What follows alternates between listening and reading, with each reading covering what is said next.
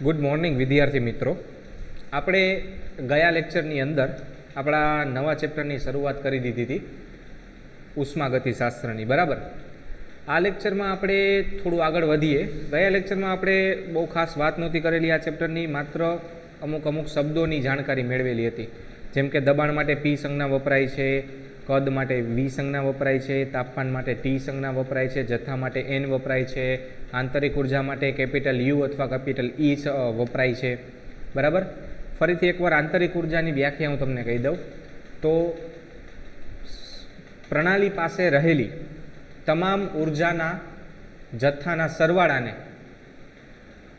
આંતરિક ઉર્જા કહે છે, બરાબર. આંતરિક ઉર્જામાં આપણે ત્રણ રીતે ફેરફાર કરી શકીએ.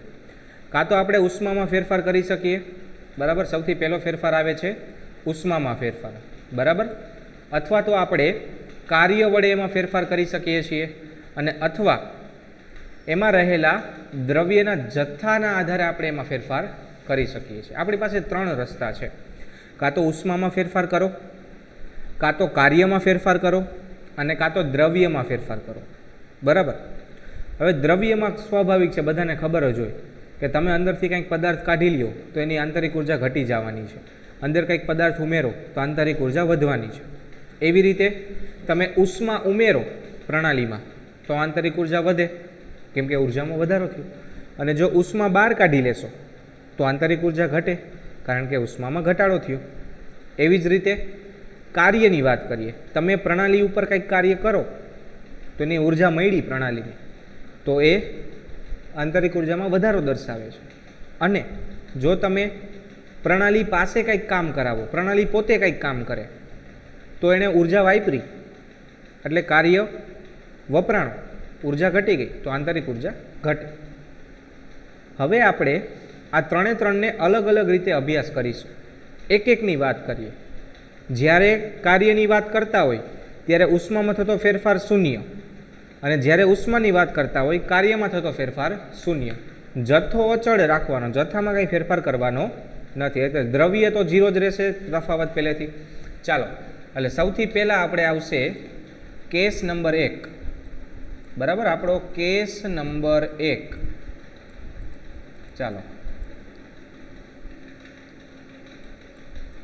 કેસ નંબર 1માં શું કરવાનું છે? તો સૌથી પહેલાં આપણે કાર્યમાં ફેરફાર કરીએ. ચાલો, મતલબ કે W કાર્ય 0 નથી, આપણે કાર્ય કરીએ છીએ એટલે કાર્ય 0 નથી, બરાબર. ઉષ્માની સંજ્ઞા થાય Q, યાદ રાખજો. ઉષ્મામાં થતો ફેરફાર શૂન્ય છે એટલે Q આવશે શૂન્ય. ઉષ્મામાં કોઈ ફેરફાર કરવાનો નથી, બરાબર. અને લીધેલો જથ્થો અચળ છે, બરાબર. એટલે ડેલ્ટા એન કેવું આવશે? 0. આપણે ત્રણેય શરતો લીધી છે. જો આ ત્રણ વસ્તુ આપણે આંતરિક ઉર્જામાં ફેરફાર ઊભો કરી શકે, કાર્ય, ઉષ્મા અને જથ્થો દ્રવ્ય. દ્રવ્યનો જથ્થો અચળ છે એટલે ડેલ્ટા એન 0 થઈ જશે, જથ્થો અચળ. આપણે દિવાલ એવી લીધી છે જે ઉષ્માની આપલે કરવા સક્ષમ નથી એટલે ઉષ્મામાં થતો ફેરફાર QE 0, બરાબર. માત્ર આપણે કાર્ય કરી શકીએ છીએ, કાર્યની ના નથી. તમે કાર્ય કરવા માટે છૂટમાં છો, બરાબર. આ આપણો પહેલો કિસ્સો, બરાબર. તો આંતરિક ઉર્જામાં થતો ફેરફાર કેના આધારે થશે?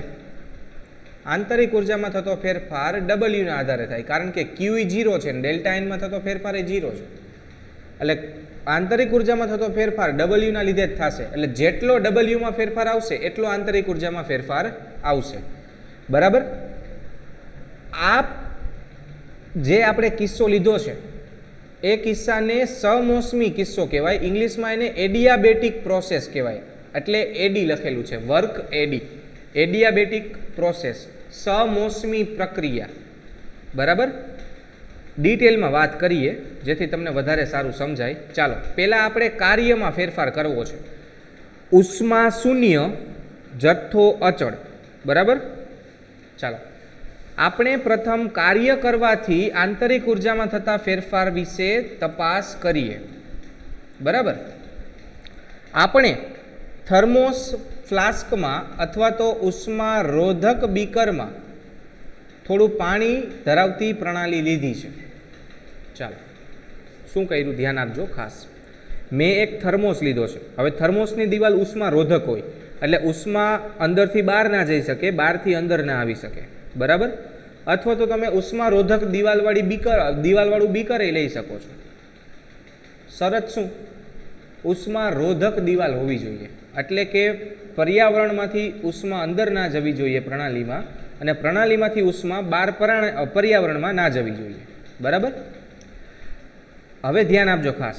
પ્રણાલી અને પર્યાવરણ વચ્ચે ઉષ્માનો વિનિમય તેમની સીમા મારફતે થવા દેશે નહીં. તેથી આપણે આ પ્રણાલીને સમોષ્મી અથવા તો રૂધોષ્મી એડિયાબેટિક પ્રણાલી કહીશું.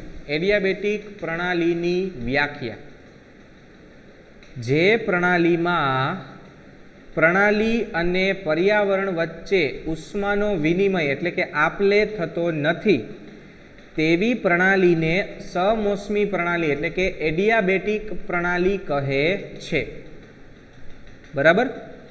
ક્લિયર? જોજો, નિરાળી પ્રણાલી અને એડિયાબેટિક સમોષ્મી પ્રણાલી વચ્ચે તફાવત શું છે હું તમને વાત કરીશ, ખાસ યાદ રાખજો, બરાબર. આવી પ્રણાલીની અવસ્થા જે રીતે બદલવામાં આવે છે તેને સમોષ્મી પ્રક્રમ કહે છે, સમોષ્મી પ્રક્રિયા.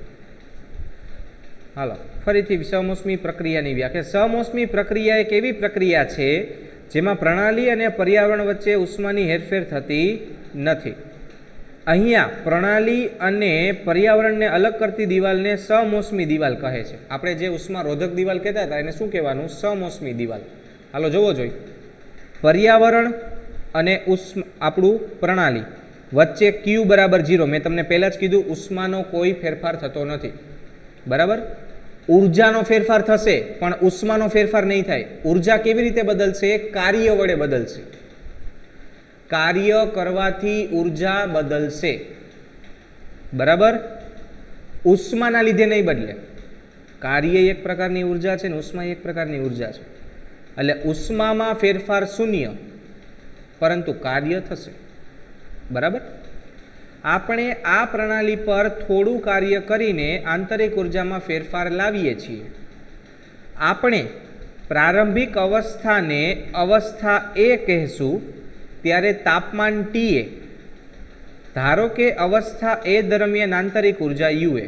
હાલો, અવસ્થા A, જ્યારે અવસ્થા A છે ત્યારે તાપમાન છે TA, બરાબર. આંતરિક ઉર્જા છે UA. ઓકે. એવી રીતે બીજી અવસ્થા B અવસ્થા હશે ત્યારે તાપમાન હશે TB અને આંતરિક ઉર્જા હશે UB, બરાબર. ચાલો આપણે બે રીતે ફેરફાર કરી શકીએ. રસ્તા અલગ છે, કામ સરખું જ કરવાનું છે. વર્ક જે કરશું, કાર્ય જે કરશું એ સરખું જ કરશું પણ બે અલગ અલગ રસ્તાથી કરશું. ઓકે. ધારો કે આ મારો ફ્લાસ્ક છે, થર્મોસ, આ મારું થર્મોસ છે, બરાબર. અને થર્મોસની બે બાજુ મેં પેડલ લગાવ્યા. સાયકલમાં પેડલ કેવા હોય એવા પેડલ લગાવ્યા છે અને હું પેડલ ચલાવું છું એટલે થર્મોસ ફરશે.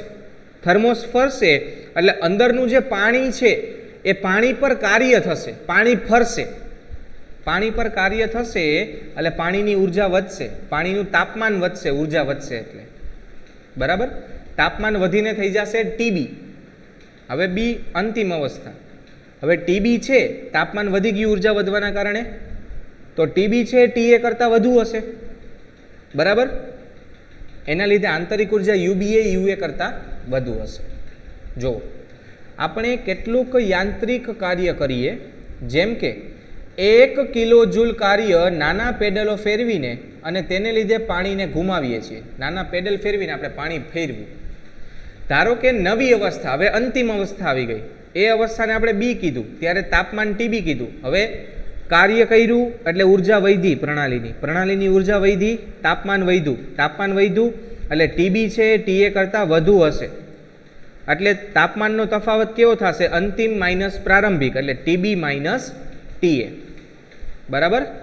ધારો કે પ્રણાલીની અવસ્થા Bમાં આંતરિક ઉર્જા UB છે તો આંતરિક ઉર્જામાં તફાવત કેટલો આવશે? UB minus UA. બરાબર, ક્લિયર આટલી વસ્તુ? આ પહેલી પદ્ધતિ. હવે બીજી પદ્ધતિ. હવે આપણે વિદ્યુત ઉર્જાથી કામ કરીએ. હવે આપણે બીજી રીતે એક કામ હરખું જ કરવાનું છે. અહીંયા 1 કિલો જૂલનું કર્યું હતું અને અહીંયા 1 કિલો જૂલનું જ કરવાનું છે. જેટલું વિદ્યુતીય કાર્ય ડૂબાડેલા સળિયાની મદદથી કરીએ. હવે એમાં ફ્લાસ્કમાં મેં એક સળિયો ડૂબાડી દીધો ને એમાંથી વિદ્યુત પસાર કર્યું. બરાબર. અને હવે તાપમાનમાં થતો ફેરફાર નોંધીએ તો 1 કિલો જૂલ કામ જ કરેલું છે. બરાબર, પણ હવે વિદ્યુતીય કાર્ય વડે કરેલું છે. તો ત્યારે પણ તાપમાનનો તફાવત એટલો જ થશે, કેમ કે કામ ઉર્જા તો સરખા પ્રમાણમાં જ દીધી, એટલે ફરીથી ટીબી માઇનસ ટીએ ડેલ્ટા ટીએ તફાવત થશે.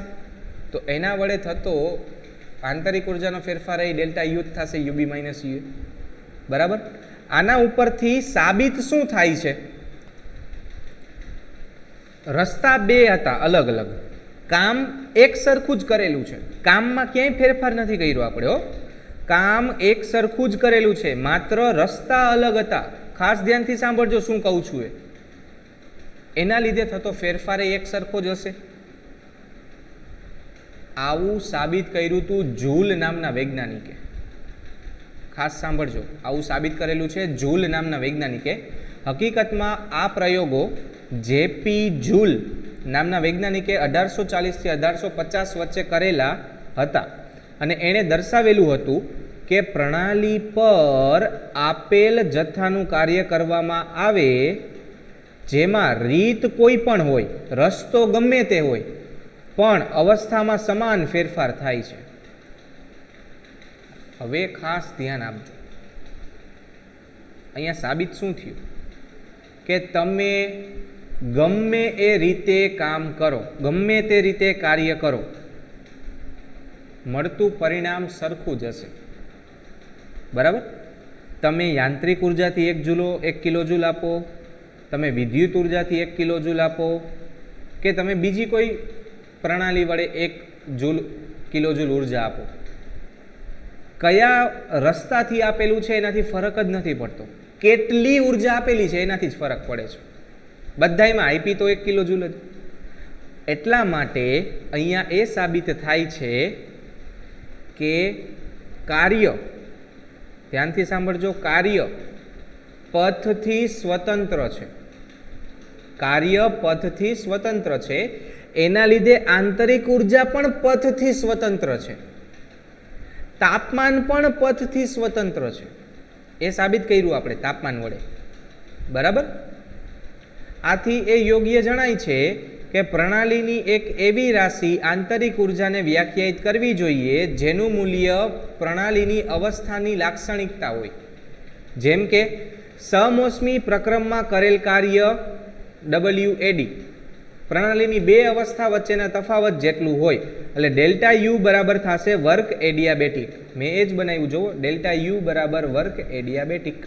ડેલ્ટા યુ એટલે આંતરિક ઉર્જામાં થતો ફેરફાર, અંતિમ માઇનસ પ્રારંભિક. બરાબર. જુઓ, ચાલો. આથી આંતરિક ઉર્જા પ્રણાલીનું અવસ્થા વિધેય છે, અને અવસ્થા વિધેય પથથી સ્વતંત્ર હોય. આવા બીજા કયા કયા અવસ્થા વિધેય છે આપણી પાસે? દબાણ, તાપમાન, કદ, જથ્થો, કાર્ય, ઉર્જા.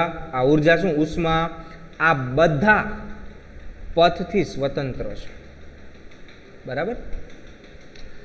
હવે સંજ્ઞાની વાત કરીએ.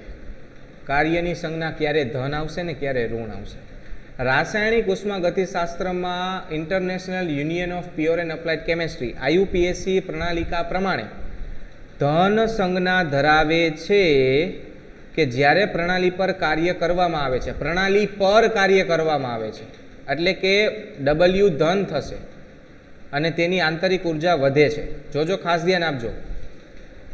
હાલો, સિસ્ટમ એટલે કે પ્રણાલી, સિસ્ટમ પર કાર્ય કરવામાં આવે છે. સિસ્ટમ પર કાર્ય કરો ત્યારે W છે એ ધન થશે. એના લીધે આંતરિક ઉર્જા વધે છે, એટલે કે ડેલ્ટા યુ પ્લસ થશે. આવું આયુપીએસીએ કીધું, બરાબર. આંતરિક ઉર્જા વધશે કારણ કે તમારી પ્રણાલી પર કાર્ય થયું છે. વાતાવરણે એટલે કે પર્યાવરણે પ્રણાલી પર કાર્ય કર્યું એટલે W પ્લસ આવશે. W પ્લસ આવશે તો આંતરિક ઉર્જા વધશે, અને આંતરિક ઉર્જા વધે તો મળતો આંતરિક ઉર્જાનો તફાવત એ ધન આવશે, બરાબર. હવે આનાથી ઊંધું, પ્રણાલી દ્વારા કાર્ય કરવામાં આવે છે. પ્રણાલી પોતે કાર્ય કરે છે, પ્રણાલી દ્વારા કાર્ય કરવામાં આવે છે. પ્રણાલી દ્વારા કાર્ય કરવામાં આવે ત્યારે W છે એ માઇનસ થઈ જશે, કેમ કે ઉર્જા ઘટી જાય, બરાબર. ઉર્જા ઘટી જાય તો આંતરિક ઉર્જા ઘટશે, અને આંતરિક ઉર્જા ઘટે તો ડેલ્ટા યુ માઇનસ આવશે. જો W માઇનસ તો delta you minus, W plus તો ડેલ્ટા યુ પ્લસ. કયા કિસ્સામાં? જ્યારે સમોષ્મી પ્રક્રમ હોય, એટલે કે ઉષ્મામાં થતો ફેરફાર શૂન્ય, કાર્ય કરો, કાર્ય શૂન્ય નથી, બરાબર. એ જ પ્રમાણે જો પ્રણાલી વડે કાર્ય કરવામાં આવે, પ્રણાલી દ્વારા કાર્ય કરવામાં આવે તો W ઋણ થશે. આ કારણે પ્રણાલીની આંતરિક ઉર્જા ઘટશે, તેથી ડેલ્ટા યુ માઇનસ થશે, બરાબર. ધન સંજ્ઞા દર્શાવે છે કે W ધન છે, તે જ્યારે પ્રણાલી પર કાર્ય કરવામાં આવે છે ત્યારે હોય છે, અને ઋણ સંજ્ઞા દર્શાવે છે કે પ્રણાલી વડે કાર્ય થયેલું છે. ઉપર એ જ કીધું હતું, બરાબર. તમે આવા બીજા પરિચિત અવસ્થા વિધેયના નામ આપી શકો છો. મેં પહેલા જ આપી દીધા, કદ, દબાણ, તાપમાન, આ બધા અવસ્થા વિધેય છે. હવે એક ઉદાહરણ આપ્યું, જો આપણે પ્રણાલીનું તાપમાન 25 ડિગ્રીથી 35 ડિગ્રી કરવું છે, એટલે કે તમે તફાવત કેટલો ઊભો કર્યો? આપણે 10 ડિગ્રી સેલ્સિયસનો તફાવત એમાં ઊભો કર્યો. હવે આપણી પાસે અનેક રસ્તા છે. કાં તો આપણે સીધા 25માંથી 35 કરી દઈએ, કાં તો આપણે 25માંથી પહેલાં 15 કરી અને પછી 15થી 35 કરીએ. ફાઇનલ તફાવત તો 10 ડિગ્રીનો જ રહેશે. એટલે તાપમાન કેવું થઈ ગયું? પથથી સ્વતંત્ર. કયા રસ્તે તાપમાન વધારો છે એનાથી ફરક જ નથી પડતો. એટલે તાપમાન પણ અવસ્થા વિધેય થયું, પથથી સ્વતંત્ર. આપણે સીધા જ 35 ડિગ્રી સેલ્સિયસ તાપમાને પહોંચીએ, અથવા પ્રણાલીને થોડાક અંશે ઠંડુ કરીને પછી એને 35 ડિગ્રીએ લઈ જઈએ, સરખું જ પરિણામ આવશે. આમ ટી અવસ્થા વિધેય છે. તાપમાનમાં ફેરફારના લીધે આપણે લીધેલા માર્ગથી તાપમાન સ્વતંત્ર છે, બરાબર. એવી જ રીતે કદની વાત કરીએ. તમારે તળાવ ભરવું છે, હવે તળાવમાં વી જેટલું કદ હમાય. હવે વરસાદના પાણીથી ભરાય તોય વી હમાય, અને તમે બોરવેલના કૂવાના પાણીથી તળાવ ભરો તોય વી જેટલું જ કદ હમાય. તો રસ્તા, કયા રસ્તે પાણી ભરો છો એનાથી ફરક જ નથી પડતો. એટલા માટે વી કદ પણ કેવું થયું? અવસ્થા વિધેય. તળાવનું પાણી ઉદાહરણ તરીકે લઈએ તો તે અવસ્થા વિધેય છે, એટલે કદ એ અવસ્થા વિધેય છે. પાણીના કદમાં ફેરફાર તળાવમાં ભરેલા પાણીને વરસાદના પાણીથી ભરો કે પછી ટ્યુબવેલના પાણીથી ભરો, ભરાશે તો સરખું જ તળાવ, બરાબર. એટલે કદ પણ અવસ્થા વિધેય છે. આ આપણો પહેલો કિસ્સો જ્યાં આપણે સમોષ્મી પ્રક્રમ લીધું હતું. સમોષ્મી પ્રક્રમમાં ઉષ્મામાં થતો ફેરફાર શૂન્ય હોય અને કદમાં થતો ફેરફાર શૂન્ય હોતો નથી. તેથી આંતરિક ઉર્જામાં થતો ફેરફાર કદમાં થતા ફેરફાર જેટલો હોય છે. હવે આપણે એવો કેસ લઈએ, કેસ નંબર 2, બરાબર. આ કેસમાં આપણે કાર્યને શૂન્ય રાખશું. આપણે કોઈ જ કાર્ય કરવાનું નથી, કાર્ય શૂન્ય. પરંતુ ઉષ્મામાં ફેરફાર થશે, એટલે ઉષ્મામાં થતો ફેરફાર શૂન્ય નથી. જથ્થો અચળ રાખીશું.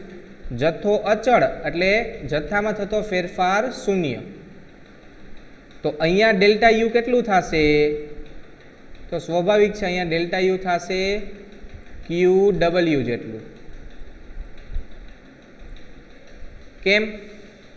કારણ કે ડબલ્યુ શૂન્ય છે, એટલે કામ કોઈ કરેલું નથી. કાર્ય અચળ, ઝીરો કાર્ય, બરાબર.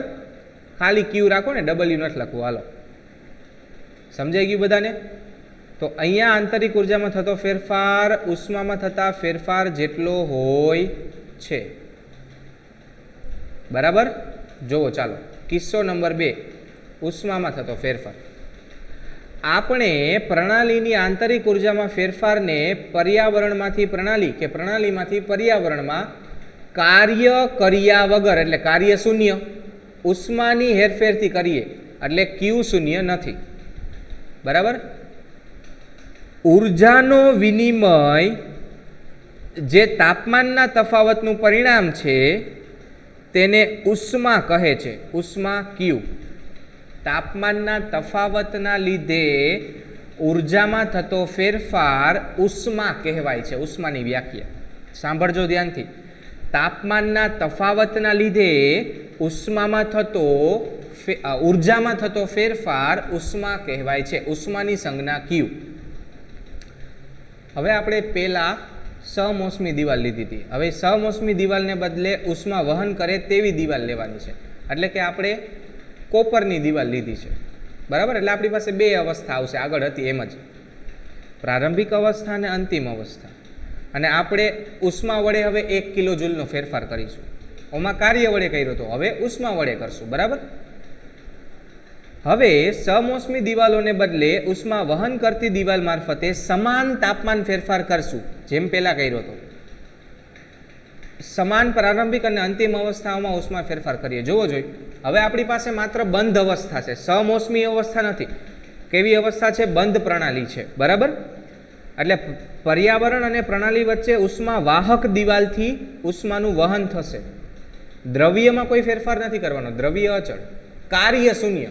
આપણે એને મૂકી દીધું, એની રીતે એ કામ કરે છે, આપણે કોઈ કાર્ય કરતા નથી। બરાબર? એટલે કે માત્ર બંધ પ્રણાલી જ છે। આપણે ઉષ્મીય વહન કરતી દિવાલોવાળું પાત્ર જે કોપરનું બનેલું હોય તેમાં તાપમાન ટીએ ધરાવતું પાણી લીધું છે અને તેને એક મોટા ઉષ્મા સંગ્રાહક એટલે કે એક ગરમ પાણીના પાત્રમાં રાખી દીધું। એટલે એનું તાપમાન થઈ ગયું હવે ટીબી। પહેલાં ટીએ હતું ને હવે ટીબી થઈ ગયું। તો તાપમાનમાં ક્યુ જેટલી ઉષ્મા મળવાના કારણે થતો તફાવત ડેલ્ટા ટીબી ડેલ્ટા ટી। તો હવે આંતરિક ઉર્જામાં થતો ફેરફાર થઈ જશે ક્યુ જેટલો, કેમ કે કાર્ય તો શૂન્ય છે। બરાબર? અચળ કદે, આ શબ્દ ખાસ યાદ રાખજો, કદમાં કોઈ ફેરફાર કરતા નથી, કદ જેટલું હતું એટલું જ રાખેલું છે। આ ખાસ યાદ રાખજો। હવે ક્યારે ક્યુ પ્લસ ને ક્યારે ક્યુ માઇનસ? તો રાસાયણિક ઉષ્માગતિશાસ્ત્રમાં આયુપીએસસીએ કીધું છે એ મુજબ ઉષ્મા પર્યાવરણની પ્રણાલીમાં સ્થળાંતર પામે ત્યારે ક્યુ ધન હશે અને આંતરિક ઉર્જા વધશે। પર્યાવરણમાંથી પ્રણાલીમાં એટલે કે પ્રણાલી ઉષ્મા શોષે, સિસ્ટમ ઉષ્મા શોષે તો ક્યુ ધન, એના લીધે આંતરિક ઉર્જા વધે તો ડેલ્ટા યુ ધન। બરાબર?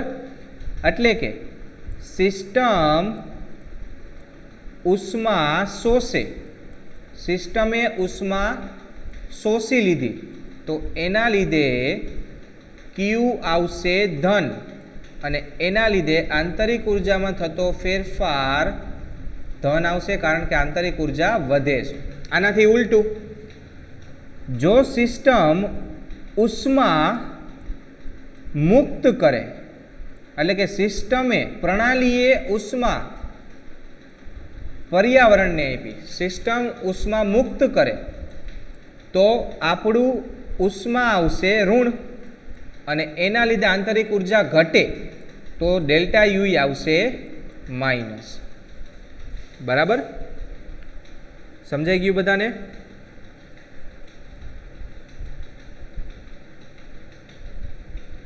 ક્લિયર?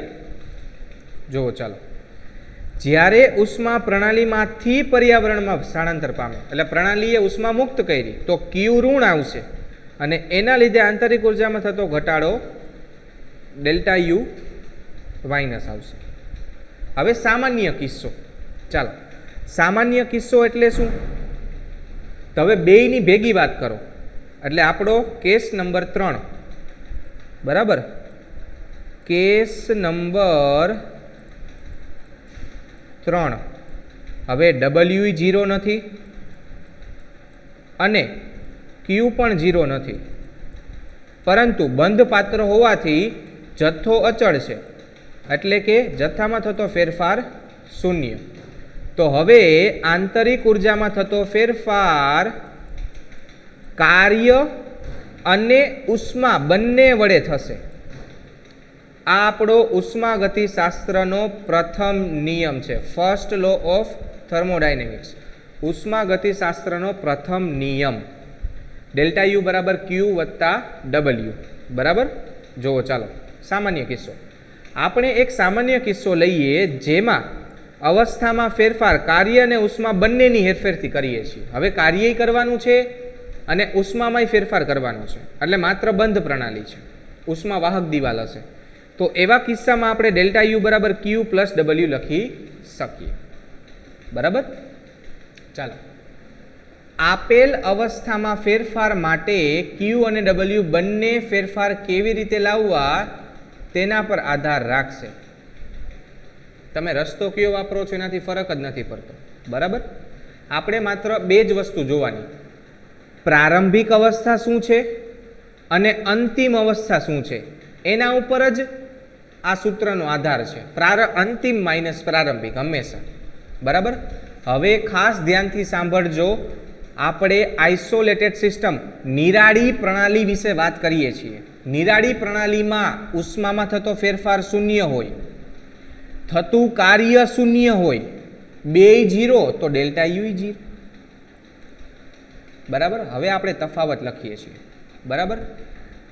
આપણે પહેલાં લીધી આઇસોલેટેડ સિસ્ટમ એટલે કે નિરાળી પ્રણાલી, આઇસોલેટેડ સિસ્ટમ, અને બીજી લીધી છે એડિયાબેટિક પ્રોસેસ એટલે કે સમોષ્મી પ્રણાલી. નિરાળી પ્રણાલી અને સમોષ્મી પ્રણાલી બંને વચ્ચે શું સામ્યતા અને શું તફાવત છે એની વાત કરીએ. સૌથી પહેલાં બંનેમાં દિવાલ છે ઉષ્મા રોધક હોય, એના લીધે ઉષ્મામાં થતો ફેરફાર શૂન્ય. તો આમાંય ઉષ્મા રોધક દિવાલ જ છે એટલે ઉષ્મામાં થતો ફેરફાર શૂન્ય. પાત્ર બંધ હોય એના લીધે જથ્થો અચળ રહેશે, તેથી જથ્થામાં થતો ફેરફાર શૂન્ય. તો સામે એડિયાબેટિક પ્રોસેસની અંદર પણ આપણે પાત્ર બંધ જ છે, એના લીધે જથ્થામાં થતો ફેરફાર પણ શૂન્ય. હવે ખાસ ધ્યાન આપજો, રંગ બદલાવી નાખું છું. બરાબર. તફાવત આવ્યા. હવે આઇસોલેટેડ સિસ્ટમમાં નિરાળી પ્રણાલીની અંદર કાર્ય કરી શકાતું નથી, તેથી નિરાળી પ્રણાલીમાં કાર્ય શૂન્ય. જ્યારે તમે સમોષ્મી પ્રણાલીમાં કાર્ય કરી શકો છો, એટલે સમોષ્મી પ્રણાલીમાં કાર્ય શૂન્ય નથી. એના લીધે અહીંયા 3:3 થતો ફેરફાર શૂન્ય હોવાથી આંતરિક ઉર્જા અચળ રહે, તો આંતરિક ઉર્જામાં થતો ફેરફાર શૂન્ય. જ્યારે અહીંયા 3:3 શૂન્ય ન હોવાથી આંતરિક ઉર્જામાં થતો ફેરફાર કરેલા કાર્ય જેટલું હોય છે. આ મુખ્ય તફાવત છે સમોષ્મી પ્રણાલી અને નિરાળી પ્રણાલી વચ્ચેનો તફાવત. આઇસોલેટેડ સિસ્ટમ અને એડિયાબેટિક સિસ્ટમ વચ્ચેનો તફાવત ખાસ યાદ રાખવાનો છે બધાએ. બરાબર. જુઓ, ચાલો સમીકરણ 6.1 અહીંયા આપેલું જ છે. યુ બરાબર ક્યુ પ્લસ ડબલ્યુ ઉષ્માગતિશાસ્ત્રના પ્રથમ નિયમનું ગાણિતિક નિવેદન છે. હવે એનું સ્ટેટમેન્ટ શું થાય? તો ભાઈ નિરાળી પ્રણાલીની ઉર્જા અચળ રહે છે. જોજો, ખાસ ધ્યાનથી સાંભળજો.